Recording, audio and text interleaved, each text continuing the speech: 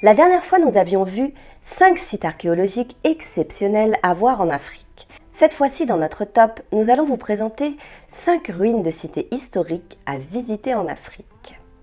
On commence par Timgad en Algérie. Timgad a été fondée par l'empereur Trajan en l'an 100 après Jésus-Christ. La ville a été construite dans l'Algérie d'aujourd'hui sous le nom de Colonia Marciana Ulpia Traiana Tamugadi, surnommée la Pompéi de l'Afrique du Nord.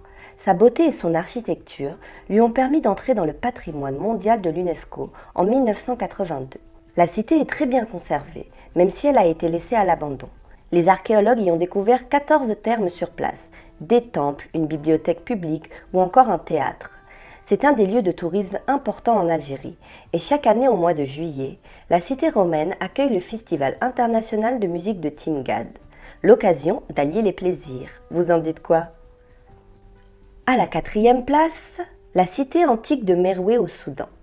Quand on nous parle de pyramides, on pense tout de suite à l'Égypte. Eh bien, découvrez Meroué, une cité antique de Nubie au Soudan, capitale du royaume Kouch. La cité antique de Meroué est inscrite sur la liste du patrimoine mondial de l'UNESCO depuis 2003.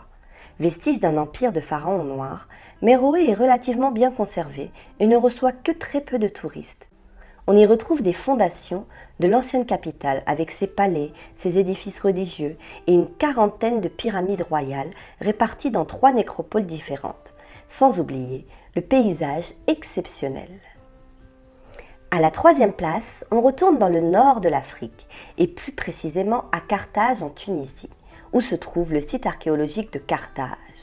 Nous avons tous entendu parler de cette cité dans nos cours d'histoire. Mais saviez-vous que vous pouvez en visiter les vestiges ? Et il ne manque pas dans la région. Les thermes d'Antonin, la colline de Byrsa avec l'acropolium et la cathédrale Saint-Louis. Vous aurez l'embarras du choix. À la 2e place, direction la Tanzanie, où se trouvent les ruines de Kilwa Kisiwani et de Sangomnara. Ces 2 îles voisines, situées au nord de la Tanzanie, abritent les vestiges d'un sultanat médiéval autrefois prospère. Du XIIIe au XVIe siècle, les sultans d'Oman et les marchands persans, grâce à leur commerce, ont fait de Kilwa un des principaux ports de l'océan Indien. On peut y voir les ruines de la Grande Mosquée, qui fut jusqu'au XVIe siècle la plus grande mosquée d'Afrique subsaharienne. On peut aussi y voir le palais de Husuni Kubwa. Depuis 1981, les ruines de Kilwa Kisiwani et de Sangomnara sont classées au patrimoine mondial de l'UNESCO. Et à la première classe de notre top, le Grand Zimbabwe, ou The Great Zimbabwe en anglais. Avec une superficie de près de 80 hectares, la ville aurait été, selon la légende, la capitale de la reine de Saba. Les ruines de pierre du Grand Zimbabwe sont situées près de la ville de Masvingo, au Zimbabwe. Elles sont le vestige d'un ancien empire commercial bantou, fondé au XIe siècle et abandonné au XVe siècle lorsque les Shona, les Bantous, ont migré. Le site archéologique du Great Zimbabwe se compose de plusieurs sections. Les Hill Complex, une série de ruines qui se trouvent au sommet de la colline. Le Grand Enclos est une zone circulaire entourée de murs en dessous du complexe de collines datant du XIVe siècle, et de nombreux autres vestiges comme des habitations.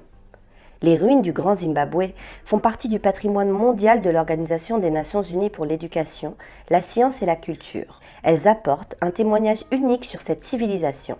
Alors, envie d'aller à l'aventure au Grand Zimbabwe ? Dites-nous en plus en commentaire. Lequel de ces lieux vous a donné envie ? Et c'est tout pour notre top sur les ruines de cités à visiter en Afrique. Cependant, énormément de ces vestiges se trouvent au Maghreb, sur la Méditerranée. Ces lieux méritent un top à eux seuls, mais nous nous pencherons sur ça un autre jour. N'oubliez pas la cloche des notifications pour ne pas manquer ça. Et à très vite sur Kilimandjaro.